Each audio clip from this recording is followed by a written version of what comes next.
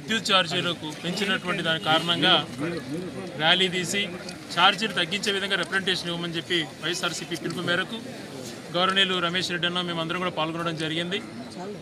అలాగే ఏదైతే ఈరోజు 16,000 కోట్లు ఇంతకుముందు పెద్దలు చెప్పిన విధంగా 6 నెలల్లోనే ప్రజలపైన భారం మోపడం చాలా అన్యాయం.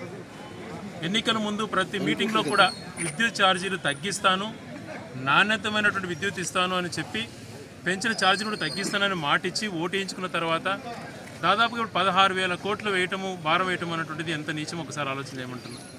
నిత్యావసర సరుకులు ధరలు ఎక్కడికో వెళ్ళిపోయినాయి. ఏది కూడా సామాన్య మానవుడు కొనుక్కుంటే పరిస్థితి లేదు. ఉప్పు దగ్గర నుంచి, పప్పు దగ్గర నుంచి, నూనె దగ్గర నుంచి ఏది కూడా అందుబాటులో లేదు.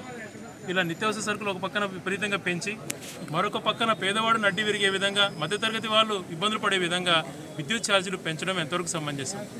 రాబో 2-3 నెలల్లో వాళ్ళ కరెంటు బిల్లులు చూసుకుంటే నిజంగా ప్రజలకు చాలా చాలా షాక్ తగులుతుంది.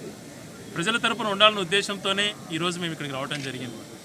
వర్షం పడుతున్నా ఒక్క బండి, ఒక వెహికల్ కూడా ఎవరికి ఇవ్వకపోయినా స్వచ్ఛందంగా వైఎస్ఆర్సీపీ నాయకులు అందరూ కూడా, కార్యకర్తలు అందరూ తరలి రావటం చాలా సంతోషం. వారందరికీ కూడా హృదయపూర్వకంగా కృతజ్ఞత తెలియజేస్తున్నాను. అలాగే రాష్ట్ర ప్రభుత్వం ఇదంతా కూడా ఇది ప్రజలలో ఇది భావన ఉంది కాబట్టి, ప్రజలకు నిజంగానే భారం పెరుగుతుంది కాబట్టి విద్యుత్ ఛార్జీలు వెంటనే తగ్గించాలని డిమాండ్ చేస్తూ, మరొక పక్కన ఎస్సీ ఎస్టీ కాలనీలలో కూడా వాళ్ళు ఇబ్బందులు పెడుతున్నారు.